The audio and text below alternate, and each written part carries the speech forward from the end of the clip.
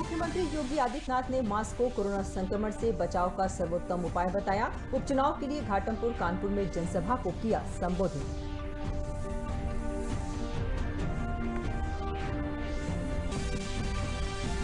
प्रधानमंत्री नरेंद्र मोदी ने बिहार के मतदाताओं से की अपील, कहा कोविड संबंधी सावधानियों को बरतते हुए लोकतंत्र के पर्व में अपनी हिस्सेदारी करें सुनिश्चित।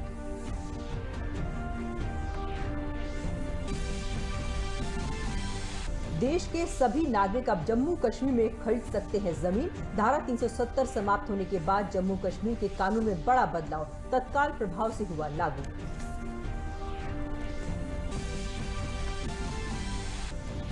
कोरोना के दौर में दिल्ली पुस्तक मेला 30 और 31 अक्टूबर को वर्चुअल रूप से होगा आयोजित। पुस्तक प्रेमियों के लिए मेले में 5000 से ज्यादा पुस्तकें होंगी उपलब्ध।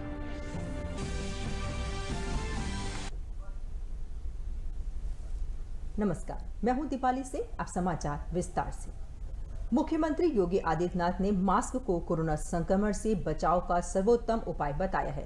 कानपुर नगर की घाटमपुर विधानसभा सीट के उपचुनाव में खड़े बीजेपी उम्मीदवार के समर्थन में जनसभा को संबोधित करते हुए मुख्यमंत्री ने कहा कि पूरी दुनिया कोरोना वैश्विक महामारी से जूझ रही है और जब तक कोई दवा नहीं आती है तब तक संक्रमण से बचाव ही एकमात्र उपाय है।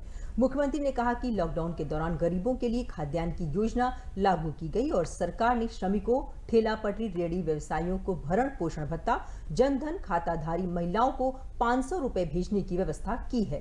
साथ ही प्रधानमंत्री किसान सम्मान निधि से जुड़े 2 करोड़ किसानों के बैंक खातों में सीधे धनराशि उपलब्ध कराने के साथ ही 87 लाख वृद्धजनों, विधवा महिलाओं और दिव्यांगों को अग्रिम पेंशन देने का कार्य किया है।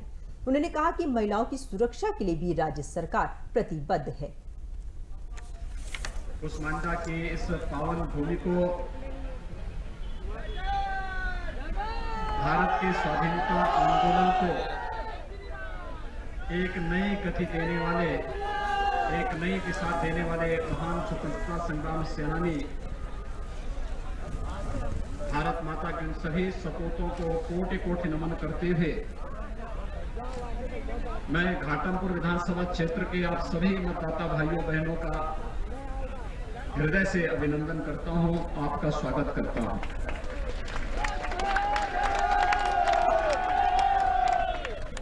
दो 2017 में भारतीय जनता पार्टी पर विश्वास करते हुए आपने श्रीमती कमला रानी वरुण जी को अपना विधायक चुना था और उत्तर प्रदेश सरकार ने उन्हें प्राविधिक शिक्षा का मंत्री बनाया। विकास की प्रक्रिया के साथ जब ये क्षेत्र जुड़ रहा था उस समय दुर्भाग्यपूर्ण तरीके से उनकी दुखद मौत होती है और हमें उपचुनाव में आपके बीच में आना पड़ा है। मैं इस अवसर पर श्रीमती कमला रानी वरुण जी को विनम्र श्रद्धांजलि अर्पित करते हुए घाटमपुर क्षेत्र की जनता ने जो विश्वास व्यक्त किया है उसके लिए लोकसभा चुनाव में, पिछले विधानसभा चुनाव में, इसके लिए आप सबका हृदय से आभार व्यक्त करते हुए अभिनंदन व्यक्त करता हूं। भाइयों बहनों, पूरी दुनिया वैश्विक महामारी कोरोना से जूझ रही है और कोरोना जब तक कोई दवा या कोई वैक्सीन नहीं आती है, मात्र बचाव ही इसका एकमात्र उपाय है। संक्रमण को रोकना हर एक स्टेज पर, और उस संक्रमण को रोकने के लिए भाइयों बहनों हमें निरंतर सावधान होना होगा। आपने अभी परसों ही विजयादशमी का पर्व मनाया है। आदिशक्ति मां भगवती का पावन पर्व शारदीय नवरात्रि का पवित्र आयोजन भी संपन्न हुआ है। लेकिन पर्व और त्योहारों की मर्यादा को ध्यान में रखते हुए हम सबको अपनी सामान्य दिनचर्या को भी आगे बढ़ाना है, लेकिन साथ साथ बीमारी से बचाव के उपाय भी हमें स्वयं अपनाने होंगे।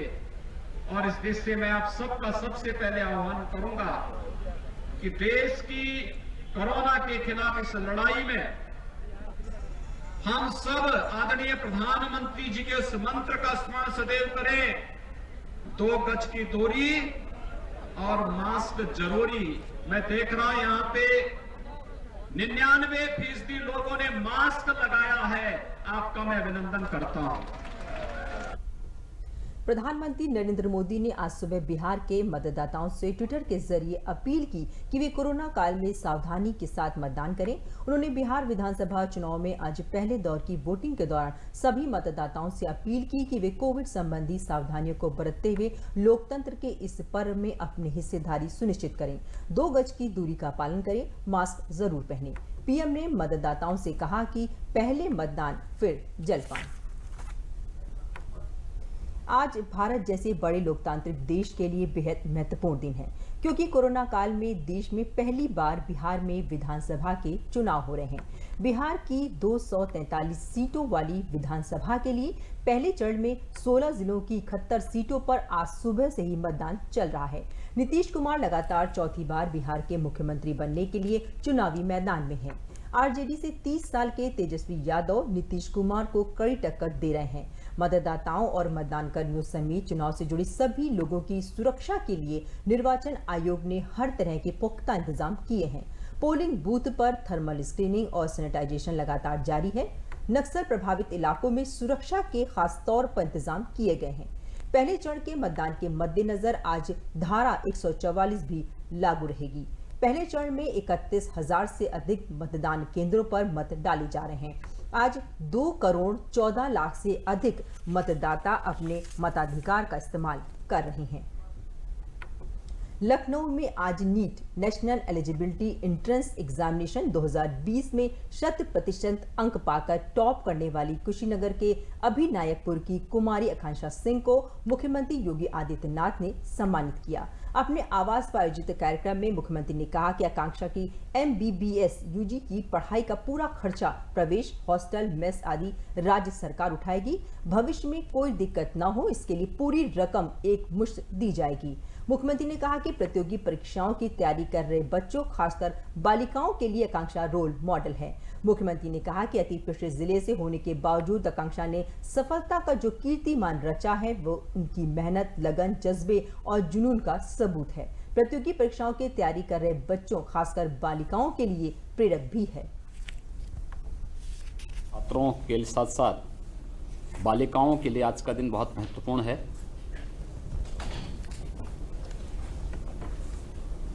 National eligibility cum entrance examination 2020 में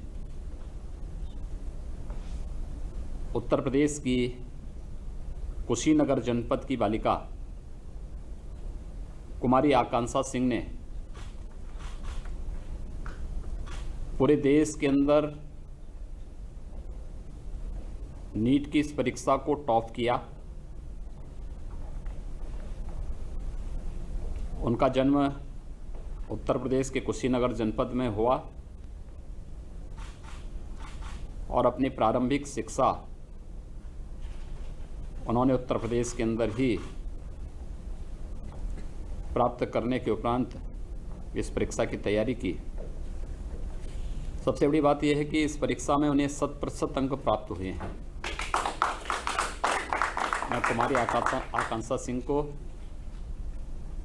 उनकी माताजी श्रीमती रुचि सिंह जी को, उनके पिता श्री राजेंद्र कुमार राव जी को और परिवार के सभी सदस्यों को मैं सबसे पहले हृदय से बधाई देता हूं, उनका अभिनंदन करता हूं और कुमारी आकांक्षा सिंह समेत प्रदेश की सभी बालिकाओं को इस उपलब्धि के लिए हृदय से बधाई देता हूं, उन सबका अभिनंदन भी करता हूं।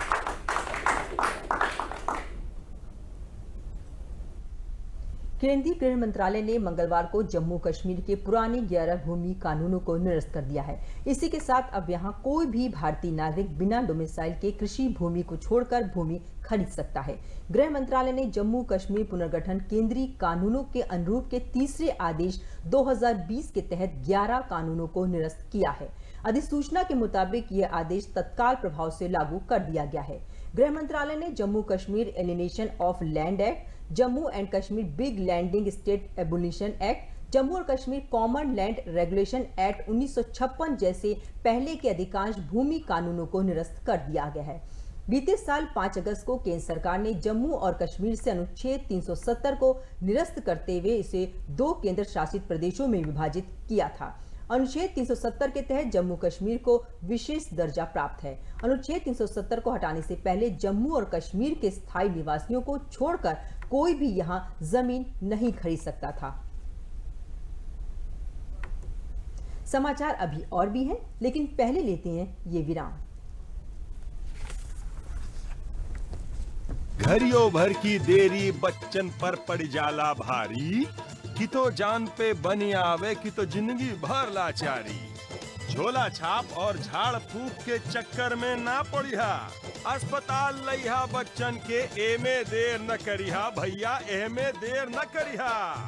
हाँ, बुखार में देरी पड़ी है भारी, फौरन शुरू हो उपचार, तो काहे होखे दिमागी बुखार।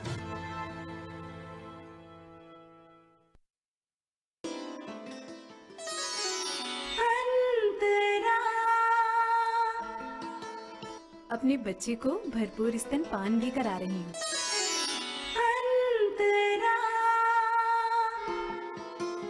सुखमय जीवन के लिए त्रैमासिक गर्भ निरोधक इंजेक्शन अंतरा अपनाएं। परिवार नियोजन में अपनी जिम्मेदारी निभाएं। अधिक जानकारी के लिए अपने निकट की आशा से संपर्क करें। एनएचएम और सिप्सा द्वारा जनहित में जारी। एक एक पल की देरी बच्चे पर पड़ती है भारी, या तो जान पे बन आए या जीवन भर लाचारी। झोला छाप और झाड़ फूक के चक्कर में नहीं पड़ना, अस्पताल लाना बच्चे को, इसमें देर न करना भैया, इसमें देर न करना। हाँ, बुखार में देरी पड़ेगी भारी, फौरन शुरू हो उपचार, तो क्यों होगा दिमागी बुखार। विराम के बाद समाचारों में आपका एक बार फिर से स्वागत है। बांग्लादेश और भारत के बीच आज से एयर बबल व्यवस्था के तहत विमान सेवा बहाल हो गई है। कोविड-19 महामारी के चलते दोनों देशों के बीच लगभग पिछले 8 महीने से उड़ान सेवा बाधित थी। द्विपक्षीय एयर बबल समझौते के तहत दोनों देशों की विमानन कंपनियां कुछ प्रतिबंधों के साथ अंतर्राष्ट्रीय उड़ानों का परिचालन कर रही हैं। 3 बांग्लादेशी कंपनियां विमान Bangladesh airlines, US Bangla airlines और नोवो एयर भारत के लिए सप्ताह में 28 उड़ानों का परिचालन करेंगी। आगामी 30 और 31 अक्टूबर को दिल्ली पुस्तक मेला आयोजित होने जा रहा है। कोरोना के दौर में दिल्ली बुक फेयर वर्चुअल रूप से आयोजित किया जा रहा है। इस पुस्तक मेले में 5000 से ज्यादा पुस्तकें देखी जा सकेंगी। पेश है एक रिपोर्ट।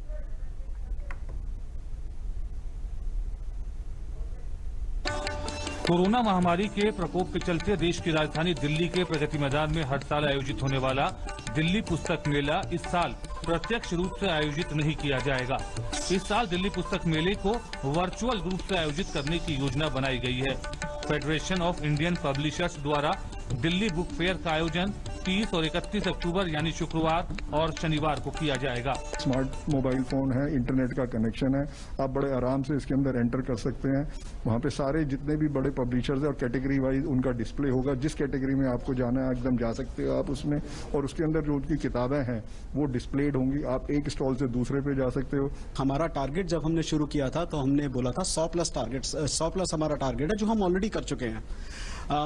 जहां तक दर्शकों की बात है, हमारा एक्सपेक्टेशन है कि हम तकरीबन 2 लाख लोग जोड़ पाएंगे। अगर हम 2 लाख लोग जोड़ पाते हैं तो एक तो हम दुनिया में हुए किसी भी बुक फेयर से बड़े होंगे।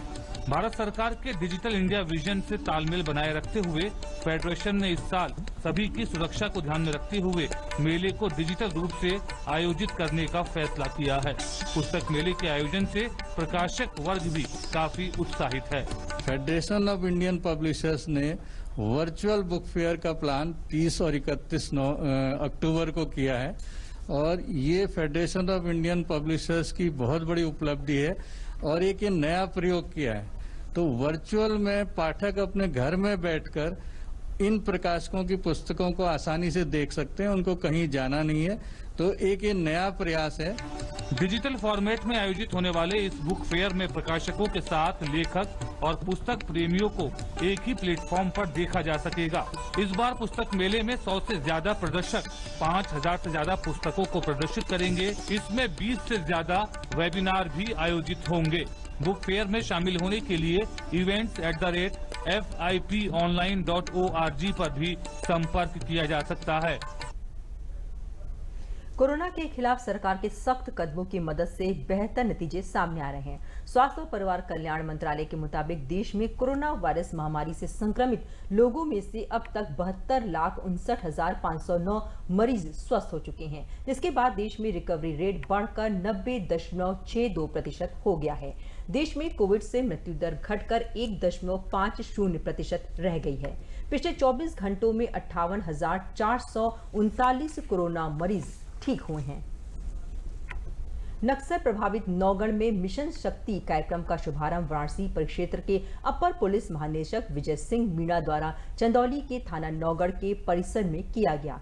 इसके तहत बालिकाओं, युवतियों और महिलाओं की सुरक्षा के लिए सेल्फ डिफेंस के साथ विभिन्न तौर तरीकों का प्रशिक्षण उन्हें दिया गया। कार्यक्रम के दौरान महिलाओं और बालिकाओं की सुरक्षा तथा सहायता के लिए संचालित विभिन्न योजनाओं जैसे 1090 वुमेन पावर लाइन, 181 महिला हेल्पलाइन, 1076 मुख्यमंत्री हेल्पलाइन, 1098 चाइल्ड लाइन, 112 तत्काल पुलिस सेवा और 102 स्वास्थ्य सेवा, 108 एम्बुलेंस सेवा और ट्विटर सेवा सहित अन्य ऑनलाइन सेवाओं के बारे में बताया गया। इस अवसर पर चंदौली पुलिस द्वारा नक्सल प्रभावित क्षेत्र के युवक युवतियों के रोजगार एवं कौशल विकास के लिए निःशुल्क संचालित लघु कौशल विकास प्रशिक्षण कार्यक्रम के नए बैच की शुरुआत भी की गई, जिसमें प्रमुख रूप से ब्यूटिशियन, सिलाई कढ़ाई, बुनाई, पाक कला एवं विभिन्न प्रतियोगी परीक्षाओं के लिए तैयारी करना शामिल है। सबसे पहले तो हमको आत्मनिर्भर बनाया। हम यहाँ पे सीखकर और लड़कियों को सिखाते भी हैं और सर लगन वगैरह कर लेते हैं। तो क्या क्या इनकम हो जाती है आप यहाँ सीखने के बाद? सर कम से कम एक लगन का हमको 3 से 4 हज़ार रुपया मिल जाता है। पूरे उत्तर प्रदेश में मिशन शक्ति अभियान चल रहा है। इसका उद्देश्य है कि जो भी हमारी महिला हैं या बच्चियाँ हैं उनकी सुरक्षा इंश्योर करना, उनका सम्मान और स्वावलंबन। इसके साथ साथ चंदौली एक नक्सल इफेक्टेड जिला है। हमारी बहुत सी योजनाएं के लिए हमें पैसा मिलता है भारत सरकार की सरकार से। उसके तहत हम बहुत से जो सामुदायिक पुलिसिंग के कार्यक्रम हैं उनको चलाते रहते हैं।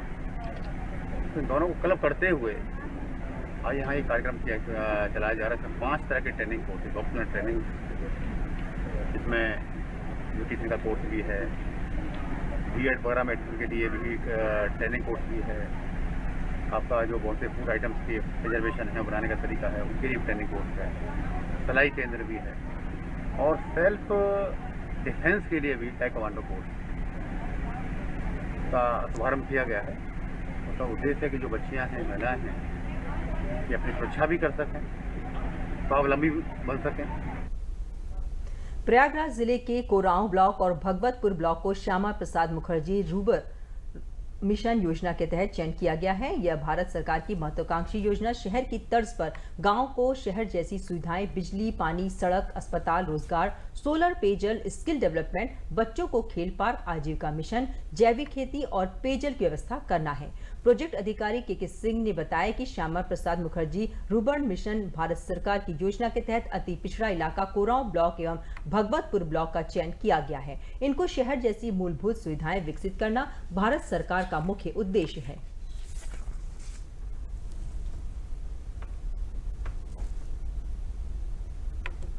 पहले बहुत अच्छा हो गया। पहले तो चलते थे तो गाड़ी स्लिप खाती थी और पैदल चलने में भी दिक्कत होती थी, गिर जाते भी थे लोग, पानी भरा रहता था। अब तो सब कुछ सही है। जी बहुत अच्छा है कि गांव के लोग बाहर नहीं जाएंगे इलाज कराने के लिए। हमारे यहाँ 100 बेड का हॉस्पिटल बन रहा है, बस अड्डा बन रहा है, ब्लॉक बन रहा है, गांव विकसित हो रहा है। बच्चों के लिए पार्क बन रहा है, पानी की टंकी बन रही है। समझ लीजिए गांव नहीं शहर से इसकी तुलना अब मतलब हाँ की जा सकती है। आने जाने में बड़ी दिक्कत होती थी, कोई भी नहीं थी। अब तो कम से कम रोड इंटरलॉकिंग बढ़िया, नाली बन गए हैं, लाइट की व्यवस्था हो गई है आने जाने के लिए, और हमारे प्रधान द्वारा अच्छे कार्य किए जा रहे हैं और भी समस्या दूर किए जा रहे हैं। लाइट हर जगह सारी व्यवस्था हो गई है, पानी उनी की व्यवस्था भी ठीक ठाक है। यह गांव शहर की तर्ज पे चल रहे हैं, अब विकास हो रहा है, इंटरलॉकिंग भी हो रहे हैं, बढ़िया बढ़िया रोड बना दे रहे हैं। हमारे जो गांव में कभी विकास नहीं हुआ था, जो अधूरे कार्य को पूरा किया जा रहा है आने जाने के लिए। हमारा गांव शहर की तरीके से बहुत अच्छी तरीके से विकसित हो रहा है। हमारे यहाँ शिक्षा के मामले में स्किल डेवलपमेंट सेंटर खुल गया है। प्राइमरी और जूनियर विद्यालयों की दशा बहुत सुदृढ़ हो गई है। बच्चे जो टाट पे बैठते थे आज वो बेंच और स्टूल पे बैठ रहे हैं। टीचर्स भी जो है वो अच्छे स्थिति में है। शिक्षा का क्षेत्र जो है बहुत काफ़ी सुधार हो गया है उसमें। प्रधानमंत्री स्वनिधि योजना के तहत रेहड़ी पटरी वालों को 10,000 रुपए तक का कर्ज दिया जा रहा है। इस योजना के लाभार्थियों से प्रधानमंत्री ने संवाद किया। झांसी में लाइव संवाद पंडित दीनदयाल सभागार में प्रसारण किया गया, जिसमें सांसद अनुराग शर्मा द्वारा लाभार्थियों को प्रमाण पत्र वितरित किए गए। प्रधानमंत्री की इस योजना ने छोटे दुकानदारों, रोजगार करने वालों को बड़ा तोहफा दिया है। झांसी नगर निगम में 11,987 शहरी पथ विक्रेताओं द्वारा ऑनलाइन आवेदन पोर्टल पर किया गया। झांसी में 13,737 शहरी पथ विक्रेताओं द्वारा ऑनलाइन आवेदन किया गया, जिसके सापेक्ष 8,140 ऋण बैंकों द्वारा स्वीकृत करते हुए 61,142 परिपथ विक्रेताओं को ऋण वितरण किया जा चुका है। 10,000 वाला तो हमें मिल चुके हैं पैसे, तो हमारा कारोबार थोड़ा थोड़ा शुरू हो रहा है। तो हम कर रहे हैं काम, अब बैग का काम फैलेगा। तो इसके लिए मैं सरकार का बहुत बहुत आभारी हूँ। लॉकडाउन से मेरा ठेला बंद था, इस चक्कर में मेरा कारोबार बिल्कुल डाउन था। मोदी जी के कृपा से ये 10,000 रुपये वाला लोन मिला हुआ है। इस चक्कर में मैंने अपना मोमोज पेटिस का वैसा कारोबार स्टार्ट किया है। अब इस चक्कर में मेरा थोड़ा धंधा सही शॉर्ट चलने लगा है। देश भर में सोमवार से सतर्कता जागरूकता सप्ताह मनाया जा रहा है, जो 2 नवंबर तक चलेगा। इस दौरान भ्रष्टाचार को समाप्त करने और इस पर कार्रवाई करने के लिए जागरूकता बढ़ाने के लिए केंद्र और राज्य सरकार के कार्यालयों में सतर्कता जागरूकता की शपथ कर्मचारियों और अधिकारियों को दिलाई गई। मुख्य सतर्कता आयोग ने इस अवसर पर कहा कि देश की प्रगति के लिए प्रत्येक नागरिक को भ्रष्ट आचरण का विरोध करने के प्रति जागरूक रहना चाहिए। आयोग सार्वजनिक जीवन में ईमानदारी के महत्व पर बल देने के लिए सतर्कता जागरूकता सप्ताह का अनुपालन करता है। हम भ्रष्टाचार के प्रति पूर्ण असहिष्णुता की नीति को कार्यान्वित करने के लिए प्रतिबद्ध हैं। इस वर्ष का विषय सतर्क भारत समृद्ध भारत पर चुना गया है। एक राष्ट्र का विकास और प्रगति तब होती है जब प्रत्येक व्यक्ति और संगठन एक बुनियादी मूल्य के रूप में सत्यनिष्ठा की रक्षा में सतर्क होते हैं।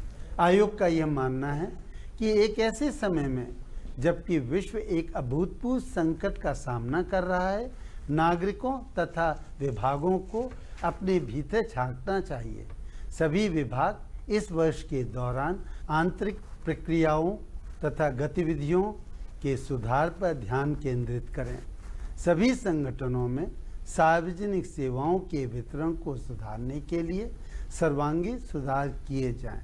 इस उद्देश्य को सफल बनाने में कर्मचारियों का प्रशिक्षण एवं क्षमता निर्माण एक महत्वपूर्ण घटक है।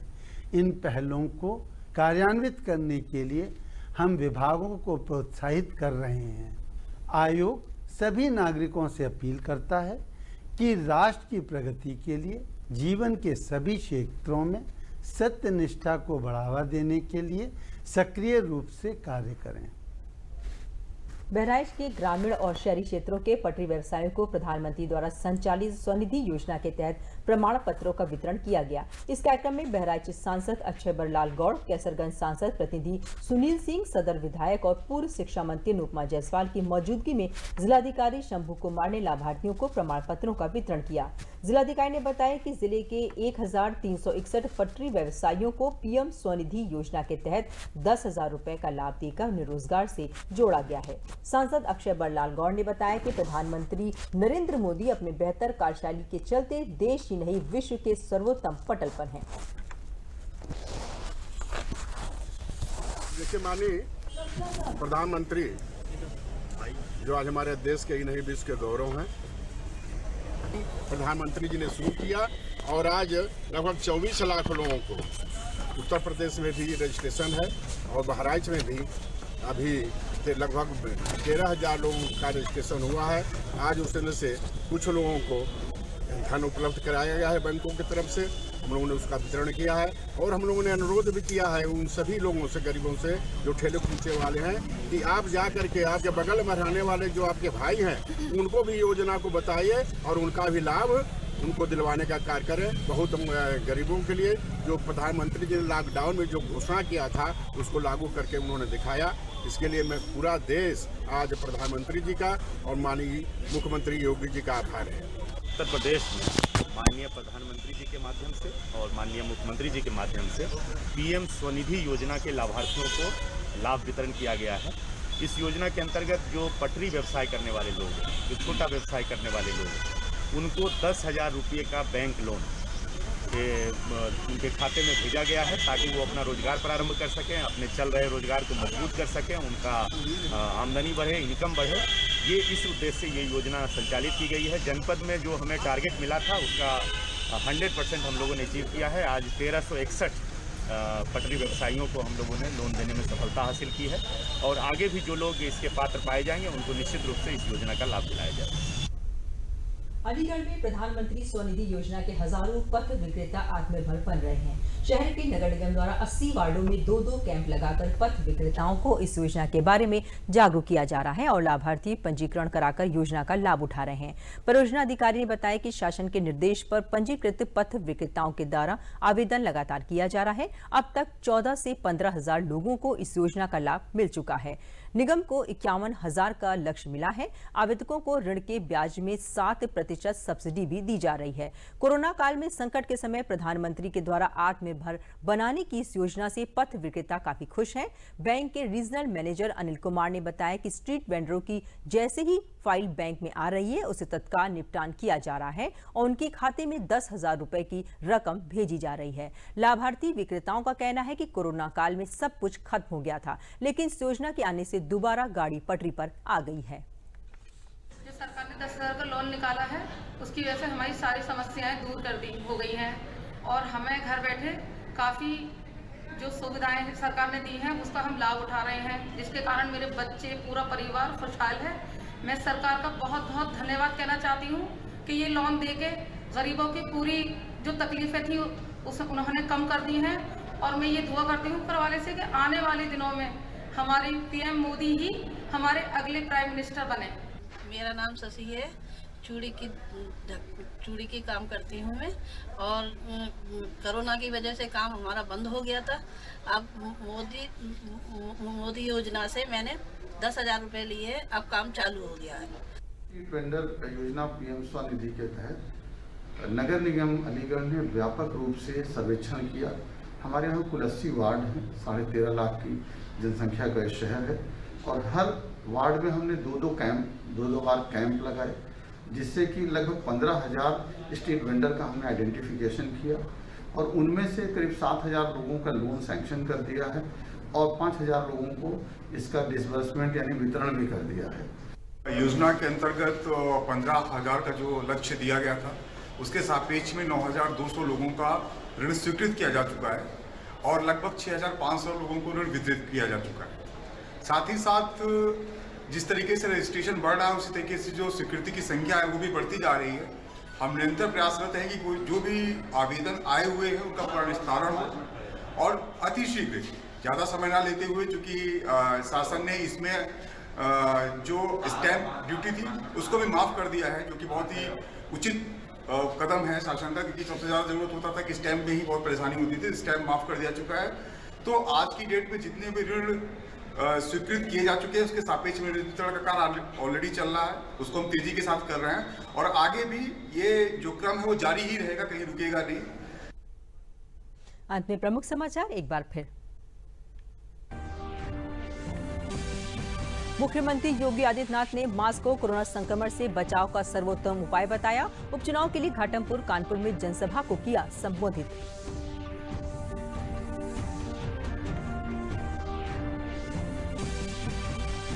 प्रधानमंत्री नरेंद्र मोदी ने बिहार के मतदाताओं से की अपील, कहा कोविड संबंधी सावधानियों को बरतते हुए लोकतंत्र के पर्व में अपनी हिस्सेदारी करें सुनिश्चित।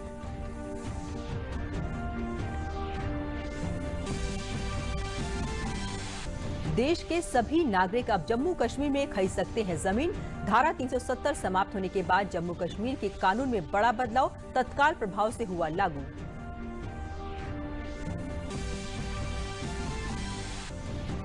कोरोना के दौर में दिल्ली पुस्तक मेला 30 और 31 अक्टूबर को वर्चुअल रूप से होगा आयोजित। पुस्तक प्रेमियों के लिए मेले में 5000 से ज्यादा पुस्तकें होंगी उपलब्ध। इसी के साथ समाचार समाप्त हुए। नमस्कार।